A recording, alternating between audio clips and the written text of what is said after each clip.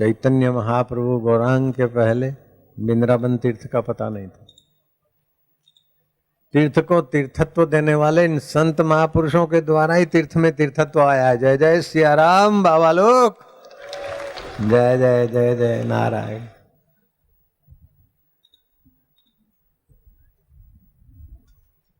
एक तो ये 7 बाहर के स्थान जो है ना विशेष, जैसे हमारा शरीर के सभी हम हैं, लेकिन कुछ मलिन अंग हैं, कुछ मध्यम अंग हैं, कुछ विशेष अंग हैं शरीर में, अपने शरीर में। ऐसी पृथ्वी में कुछ ऐसी वैसी जगह है स्वास्थ्य के लिए, समुद्र तटवर्ती ये वो सब ठिंगने ठिंगने काले काले आदमी, मद्रासी, सूरती, बम्बई के, तो समुद्र से दूर जंगल प्रदेश, रण प्रदेश, ये स्वास्थ्य के लिए अच्छा होता है। उसमें भी इन 7 स्थानों में तीर्थत्व का प्रभाव और भूमि का प्रभाव विशेष है।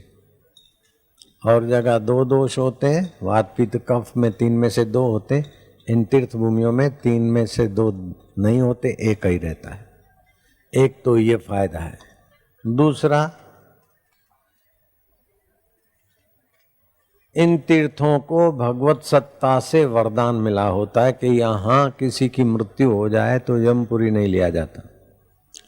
वो पुराणों में तो आता है, लेकिन घटित घटना मैं आपको बताऊं, अभी थोड़े दिन पहले की बात है, मथुरा की, वृंदावन की, बलराम दास महाराज के जीवन में घटा, उड़िया बाबा के जीवन में जो घटना हुई वो आप सुनेंगे तो आपको लगेगा कि हम भाग्यशाली है। 7 मोक्षदायी नगरियों में अयोध्या का नाम पहला आता है। क्यों महाराज जी? अयोध्या, मथुरा, माया, काशी, कांची, अवंतिका, पुरी, द्वारावती शैव, सप्तेता मोक्षदायिका। जो अयोध्या में नहीं रहते हैं, आसपास से आए, वे हाथ ऊपर करो। लेकिन अभी तो अयोध्या में ही हो, ठीक है। जो अयोध्या के हैं वे हाथ ऊपर करो। अयोध्या वाले हाथ ऊपर करो ना, काहे को डरो? ठीक है, हो गया। अब इन तीर्थों के विषय में बात करते करते, एक स्थावर तीर्थ होते हैं और दूसरे जंगम तीर्थ होते हैं। ये स्थावर तीर्थ है, और संत महात्मा जो है जिनके जीवन में क्षमा तीर्थ है, संयम तीर्थ है, ब्रह्मचर्य तीर्थ है, अहिंसा तीर्थ है, सत्य तीर्थ है, ऐसे महापुरुष अथवा ऐसे भक्त जहाँ रहते हैं वो भूमि भी तीर्थ मानी जाती है। हमारे शरीर में 7 मुख्य जंक्शन है, मुख्य केंद्र है, और 5 शरीर है हम लोगों के। ये जो दिखता है ना वो अन्नमय शरीर है, इसके गहराई में दूसरा प्राणमय शरीर है, वो निकल गया तो अन्नमय शरीर मुर्दा होता है। प्राणमय शरीर की गहराई में मनोमय शरीर है, वो मनोमय शरीर सो गया तो पता ही नहीं चलता, मुंह में लड्डू डाल दो अथवा रसगुल्ला डाल दो अथवा बिस्तर पे सांप आकर रख दो, पता नहीं चलेगा, क्योंकि मनोमय शरीर सो गया है। मनोमय शरीर के अंदर है विज्ञानमय शरीर, विज्ञानमय शरीर के अंदर है आनंदमय शरीर, और आनंदमय शरीर का अधिष्ठान है सच्चिदानंद राम, ब्रह्म स्वरूप राम। उसे राम कह दो, अंतर आत्मा कह दो, कल्याण करता है तो शिव कर दो। भगवान का एक नाम है केशव। क माना ब्रह्मा, श माना शिव, वो माना विष्णु। अरे अच्युत, अच्युतम केशवम राम नारायणम कृष्ण दामोदरम वासुदेव आदि आदि। तो जो अपने स्वभाव से, अपनी सत्ता से, अपनी महिमा से च्युत न हो उसे अच्युत कहते हैं। क माना ब्रह्मा, जिसका ब्रह्मा जी का जो अधिष्ठान है, विष्णु जी का जो अधिष्ठान है, शिव जी का जो अधिष्ठान है, वह है केशव। तो ये सार तत्व का सत्संग सुनना और उसमें विश्रांति पाना, ये भी तीर्थ में आसान हो जाता है। तो हमारे 5 शरीर हैं, 7 केंद्र हैं, जन्मजात एक जन्म से लेकर 7 साल तक जो केंद्र विकसित होना चाहिए उसे कहते हैं मूलाधार केंद्र। उससे सब मुख्य नाड़ियां जुड़ी और मुख्य नाड़ियों से कई छोटी मोटी कई नाड़ियां जुड़ी। भारत के संतों ने दुनिया को जो दिया है वो सचमुच में अद्भुत है। 72 करोड़ 72 लाख 10,201 नाड़ियां है। ये भारत के संतों की खोज है। जय जय सिया राम। दूसरे बोलेंगे मे बी अबाउट, लेकिन यहाँ 72 करोड़ 72 लाख 10,201 एक को भी छोड़ा नहीं। उसमें से 22 नाड़ियां अत्यंत मुख्य है। 10 मस्तक की दाहिनी और 10 बाहीं और 20 हो गई। 21वीं नाड़ी तालू में है। अगर कोई भी वासनावान बंदा तालू में जीभ लगाकर मूलाधार बंद करके जप ध्यान प्रार्थना करता है, उसकी वासनाओं की ऐसी तैसी हो जाएगी। स्वादिष्ठान केंद्र, मणिपुर केंद्र, अनाहत केंद्र, विशुद्धाख्या केंद्र, आज्ञा केंद्र और सहस्त्रसार केंद्र, इन केंद्रों की भी अपनी अपनी महत्ता, अपना अपना प्रभाव, अपनी अपनी शक्तियां हैं। तो 22 नाड़ियों की भी अपनी अपनी शक्तियां हैं। 10 दाहीं और 10 बाहीं और 20 हो गई। 21वीं नाड़ी तालू में रहती है। आप किसी बच्चों को, अपने बच्चों को पढ़ाने लिखाने में अगर वो याद शक्ति कमजोर है तो उनको टोको मत। उनको बोलो एक बार पढ़ो, 2 बार पढ़ो, फिर जीभ तालू में लगाकर मन में इस बात को रट लो, बस सेव हो जाएगा। मैंने ऐसा कई बच्चों को चमत्कारिक ऊंचाइयों पर पहुंचाने का मौका ढूंढ लिया। एक लड़का था, पिताजी मर गए, पढ़ने में ऐसा ढीला, जनकपुरी दिल्ली में रहता था। उसका नाम था अजय मिश्रा, ब्राह्मण का बच्चा था। स्कूल में से नाम निकालने की नौबत आई। मेरे पास लाया, मैंने सरस्वती मंत्र दिया। पढ़ने में ऐसा तेज हुआ, ऐसा तेज हुआ कि महाराज क्या कहें, कि नोकिया कंपनी का मैनेजर है, 30 लाख पगार मिलता है उसको। ईशान शर्मा, ब्राह्मण पुत्र, सरस्वती में है, बॉल फेंकने की दुनिया में छक्का जमा दिया। ऐसे कई बच्चे बच्चियां, कोई बड़े। एक लड़की गरीब घर की, पढ़ाई में ऐसी तेज निकली कि एयरफोर्स में वो लड़ाकू जहाजों के जो पायलट है ना, वो उस ऑफिसर बच्ची को प्रणाम करें, साइन करें, उसके बाद जहाज उड़ाए। बापू के बच्चे नहीं रहते कच्चे। ओम नमो भगवते वासुदेवाय। ओम नमो भगवते वासुदेवाय, प्रीति देवाय, भक्ति देवाय, शांति देवाय। 21 नाड़ी बताई, 22वीं कौन है पता है? वो ब्रह्म नाड़ी। ब्रह्मचर्य का पालन करके ब्रह्म चिंतन करे तो वो नाड़ी खोली।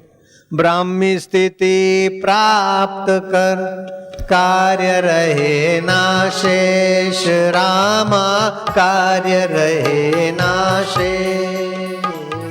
मोह कभी ना ठग सके, इच्छा नहीं लवले। ये जो इच्छा वासना है वही हमें ब्रह्म परमात्मा के सुख से, ब्रह्म परमात्मा के आनंद से, ज्ञान से, माधुर्य से दूर कर देती है।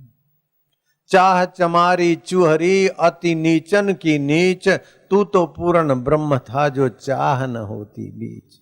ये मिल जाए तो सुखी हो जाऊं, ये पालूं तो सुखी हो जाऊं, ये खा लूं तो सुखी हो जाऊं, ऐसा बन जाऊं तो सुखी हो जाऊं। बिल्कुल नीरा धोखा है। आप जहां है, जैसे हैं, केवल अपनी असलियत मैं को जान लो। आपका दीदार करके देवता लोग भाग्य बना लेंगे। आप ऐसे सत्यचित आनंद घन के परम वंशज हो। तो लोग समझते हैं हमारी इच्छा पूरी हुई तो भगवान की कृपा है। धोखे में मत पड़ना। इच्छा पूर्ति से भगवान की कृपा मानना, ये धोखे में मत पड़ना। जब इच्छा पूरी हो जाए तो रोना कि हमें तो वासना में गिरने का अवसर मिल रहा है। अपने इच्छा के विपरीत हो रहे और फिर ईश्वर को धन्यवाद देना कि तुम मुझे इच्छा वासनाओं से पार करने के लिए जो भी व्यवस्था करते हो, जो तिद भावे सो भलीकार, तेरी मर्जी पूर्ण हो।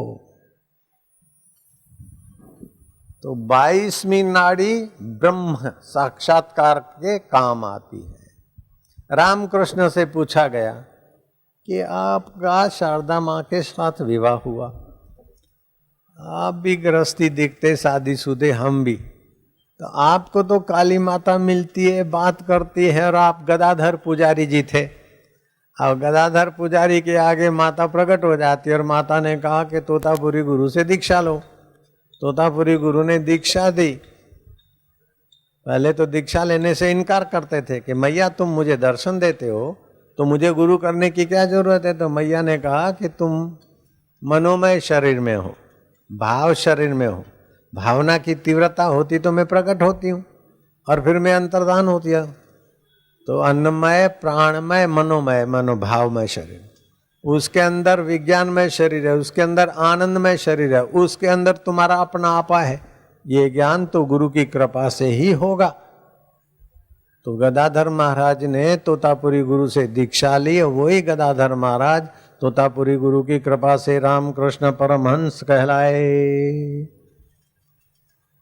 ऐसे ही रामकृष्ण के चरणों में नरेंद्र आए और विवेक जगा, वैराग्य की तीव्रता आई और माँ से मांगा कि बस संसार का सुख सुविधा कुछ भी मांगने के लिए तो भेजा, लेकिन माँ ज्ञान दो, भक्ति दो, वैराग्य दो।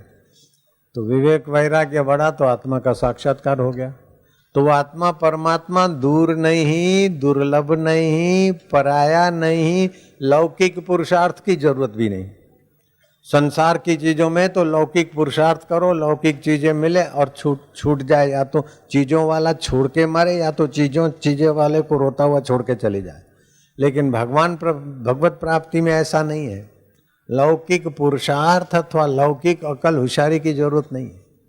केवल भगवान को पाने की तीव्र लालसा हो जाए और सत्संग मिल जाए तो भगवान तो यूं मिलते। जय जय सिया राम महाराज। बंदगी का था कसूर, बंदा मुझे बना दिया, मैं खुद से था बेखबर तभी तो सर घुमा दिया। वो थे न मुझसे दूर न मैं उनसे दूर था, आता न था नजर तो नजर का कसूर था। बस ऐसी ज्ञान दृष्टि आ जाती है। पीत्वा ब्रह्म रस योगिनो भूतवा उन्मत, इंद्रोमपि रंकवत भाषित अन्य से का वार्ता। ऐसा नहीं कि साधु बाबाओं को ही भगवान मिलते, साधु बाबाओं के लिए ही भगवान है, ऐसा साधु बाबा भी नहीं बोलते, शास्त्र भी नहीं बोलते। भगवान सबके हैं। अपि चेत दुराचारे भ्यो पापे भ्यो पाप कृतम।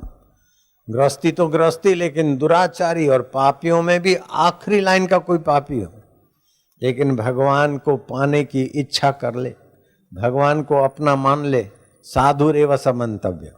उसको साधु भगवान मानते, वो साधु है, क्योंकि उसने निश्चय कर लिया ना कि मुझे सच्चा सुख पाना है, सच्चे प्रीतम को पाना है, सच्चे हितैषी को पाना है। सुहृदम सर्वभूतानाम ज्ञात्वा माम शांतिम मृच्छति। मैं प्राणी मात्र का सुहृद हूं, ऐसा जो जानता है वो शांति पा लेता है। तो सत्संग में आने से एक एक कदम चलकर आते हैं गाड़ी मोटर से, एक एक यज्ञ करने का फल होता है। बैठते तो भक्ति योग का फल होता है, सुनते तो ज्ञान योग का फल होता है, और सत्संग में जब सामूहिक कीर्तन करते तो तुमुल ध्वनि पैदा होती। क्यों महाराज जी? और तुमुल ध्वनि से पापी, नास्तिक से नास्तिक आ जाए तो जैसे संक्रामक रोग की आभा में आया हुआ व्यक्ति न चाहते हुए भी रोगी हो जाता है, ऐसे ही नास्तिक न चाहे तो भी भक्तों के कीर्तन के वाइब्रेशन में आने से उसके पाप ताप निवृत्त हो जाते और मुफ्त में उन्नति हो जाती है।